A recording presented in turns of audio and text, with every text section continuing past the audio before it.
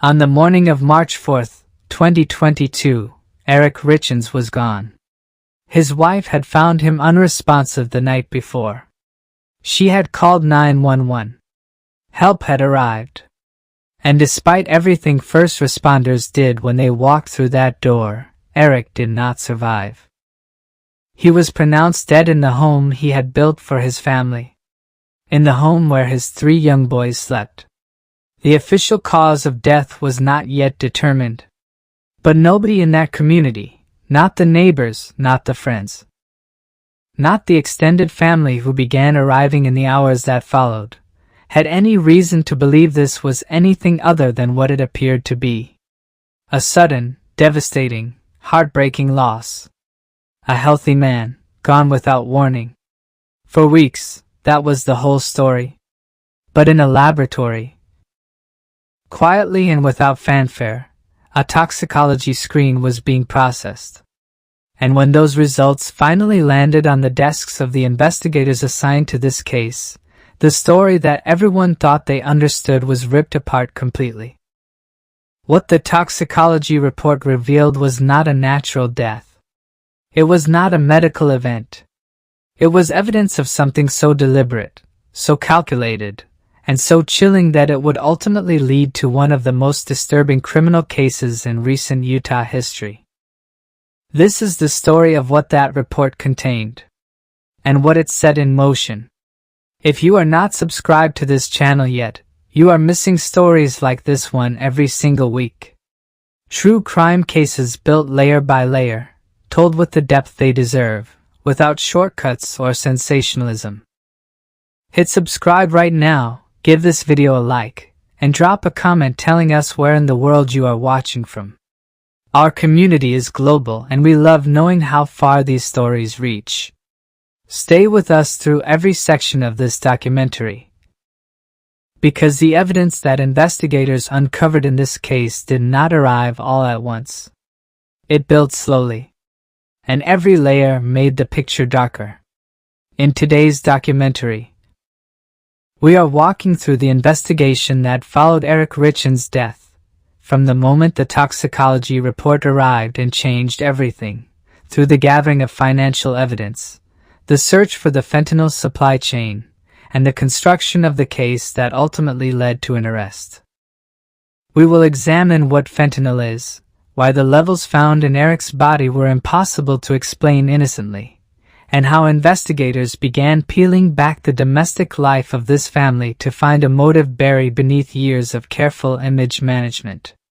By the end of this episode, you will understand exactly how a death that looked like a tragedy became the center of a homicide investigation, and you will understand why the arrest, when it finally came, shocked an entire country. The first days after Eric Richins died had a particular, terrible texture. The kind that only exists in the immediate aftermath of sudden loss, where grief is still raw enough to be disorienting, where the practical demands of death compete with the emotional impossibility of it, where the people who loved someone are still in the phase of not quite believing it. Kouri Richins was, in those days, the grieving widow. She appeared at the center of the family's pain with a composure that people around her read as strength.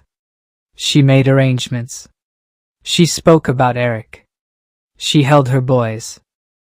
She accepted condolences from a community that had no reason to offer her anything other than its full, unquestioning sympathy.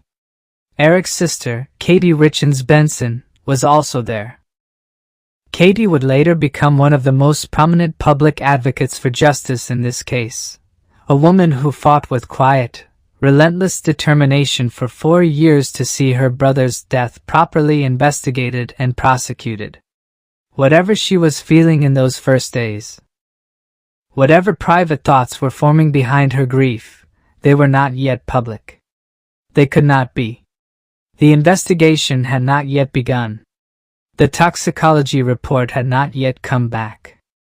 And without that report, there was nothing concrete to point to, nothing definitive to say. The community rallied. That is what communities do. Meals appeared. People showed up. The architecture of collective mourning, imperfect, imprecise, but genuinely motivated, surrounded the Richins family in the weeks that followed. And then, quietly, the laboratory called. Toxicology results take time. There is no rushing them. The process is precise, multi-staged, and requires analysis that cannot be compressed without compromising accuracy. For weeks after Eric Richins' death, the case existed in a kind of procedural suspension, officially open, but not yet anything more than the investigation of an unexplained death. When the results came back, the number at the center of them was unambiguous. Eric Richins had approximately 5 times a lethal dose of fentanyl in his system at the time of his death. 5 times. To understand why that number is so alarming, you need to understand what fentanyl actually is. It is a synthetic opioid, developed for legitimate medical use in clinical settings, for the management of acute pain in surgical and end-of-life contexts. In those settings, it is administered in precise, controlled doses measured in micrograms. Not milligrams. Micrograms. The amount required to kill an adult human is almost inconceivably small. A quantity that would be invisible dissolved in a drink. Tasteless. Odorless. Completely undetectable by the person consuming it. Eric Richins had 5 times that amount in his body. This is not a figure that admits innocent interpretation. It does not suggest accidental exposure. It does not suggest recreational use gone wrong. A person cannot absorb 5 times a lethal dose of fentanyl through incidental environmental contact. They cannot arrive at that number through any ordinary chain of events.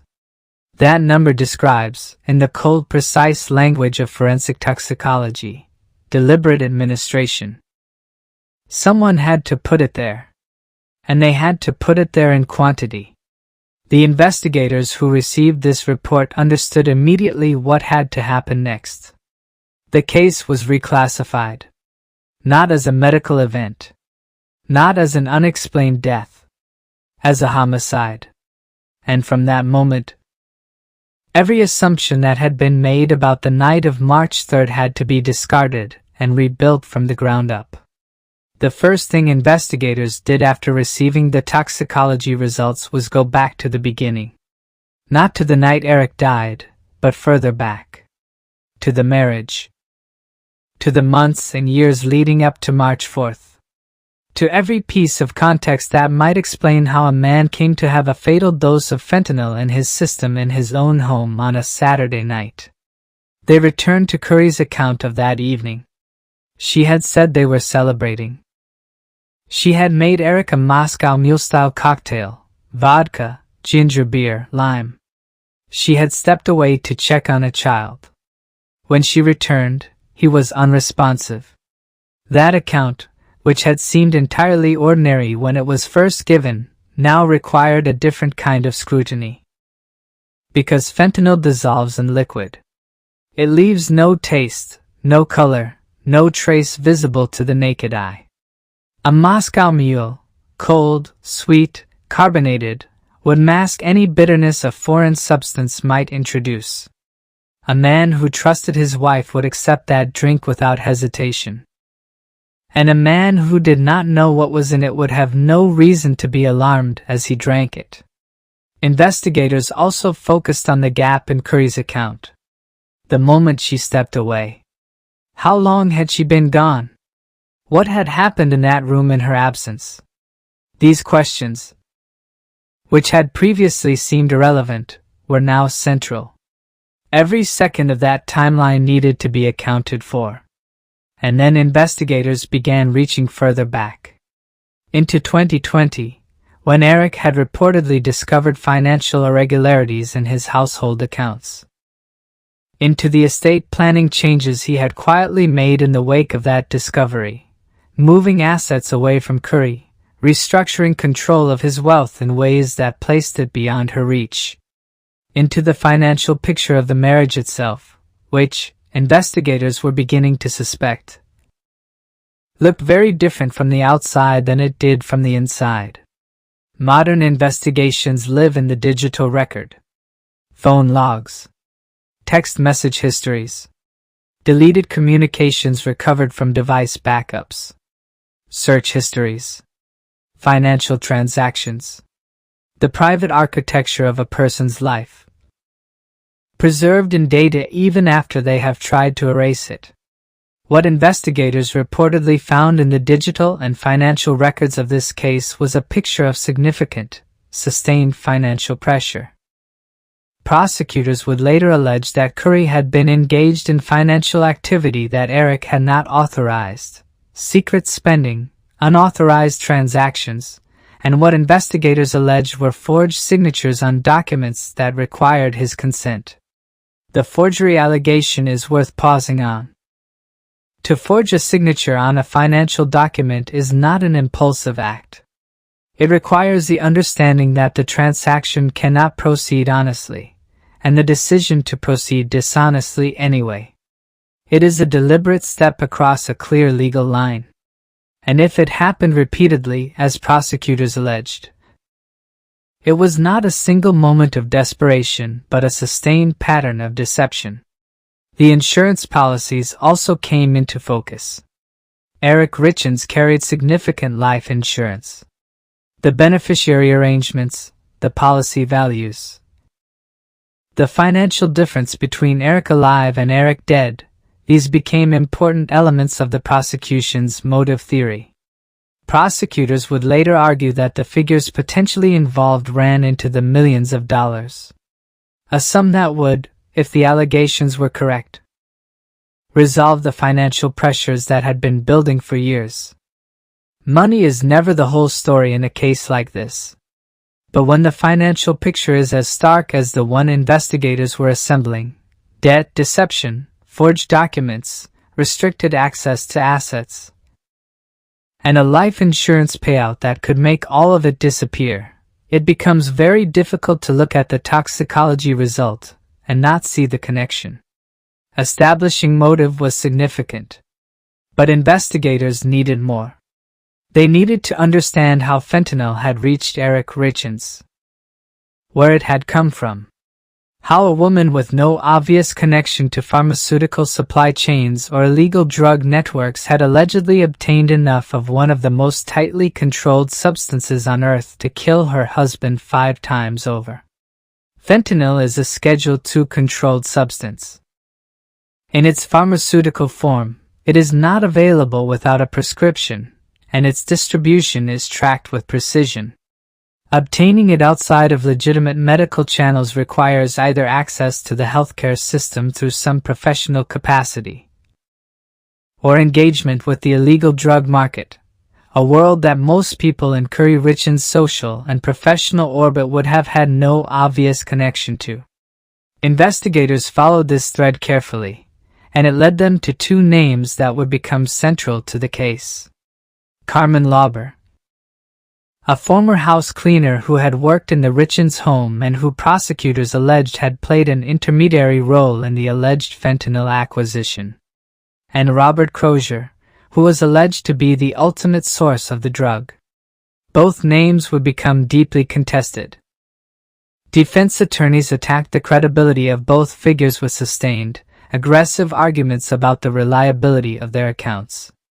The battle over what Lauber and Crozier knew, what they said, and whether their statements could be trusted would extend throughout the pretrial proceedings and into the trial itself.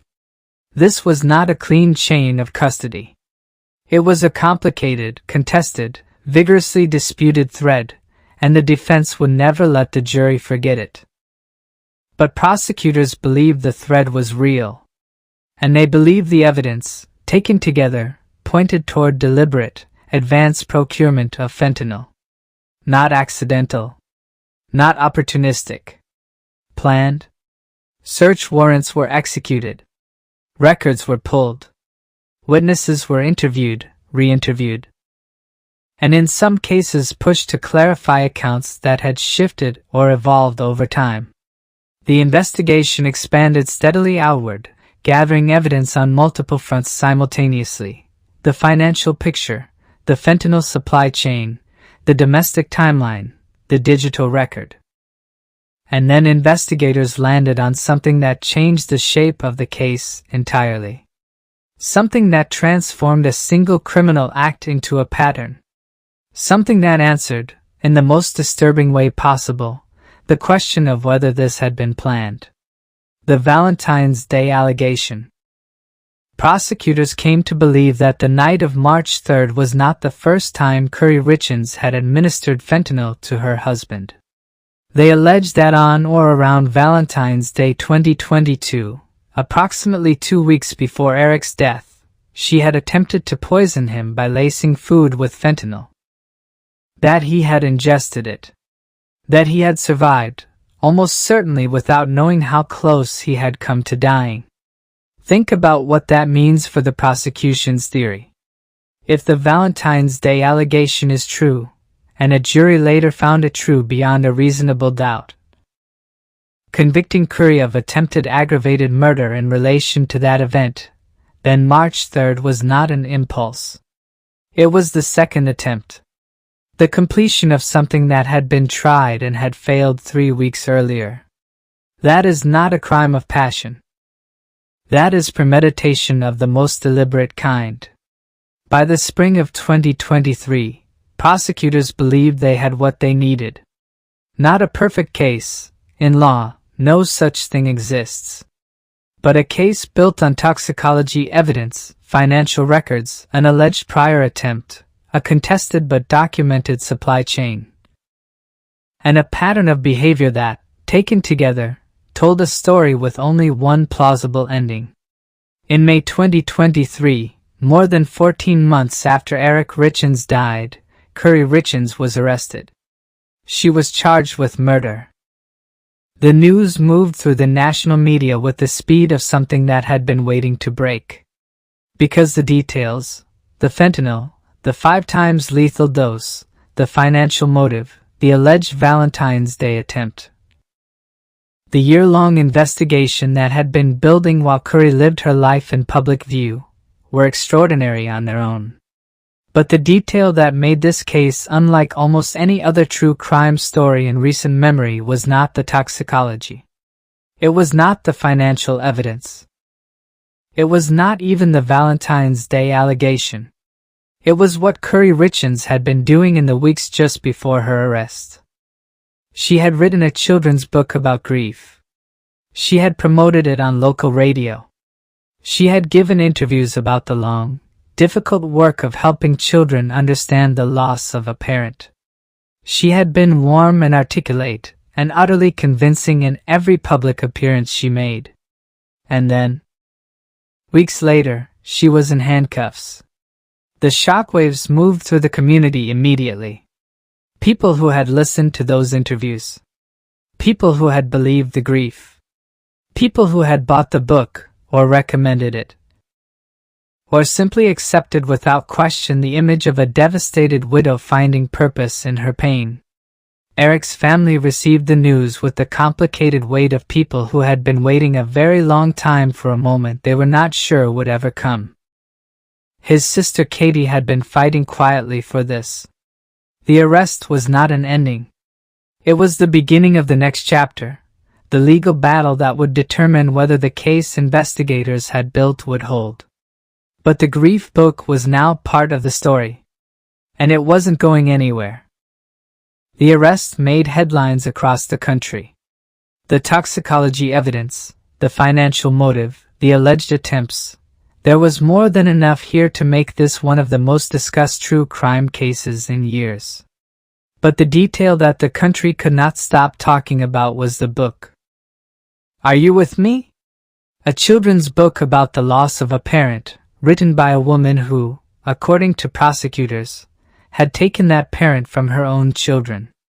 Promoted in radio interviews. Discussed with warmth and apparent authenticity while investigators were building a murder case in the background.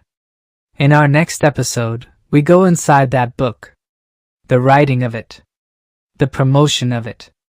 The media appearances that, seen now in the light of everything that followed, take on a meaning that no one watching at the time could have imagined. And we follow the legal battle that came next, the pretrial fights, the evidence disputes, the witness controversies, and the extraordinary developments that pushed this case all the way to a verdict that took a jury only a few hours to reach. The grief book was the detail nobody forgot. And in the next episode, you'll understand exactly why. If this story has you gripped, please take a moment to like this video and subscribe to the channel so you don't miss what comes next. Share it with someone who loves true crime. This is exactly the kind of case that demands to be talked about. And leave a comment below telling us what stood out to you most. The toxicology number? The financial investigation? The Valentine's Day allegation and what it reveals about the planning involved? Or the image of a woman doing radio interviews about grief while a murder investigation was running in the background? Drop your thoughts below. And join us for the next episode, where the grief book takes center stage, the legal battles begin, and the story of Kouri Richins moves toward its stunning conclusion.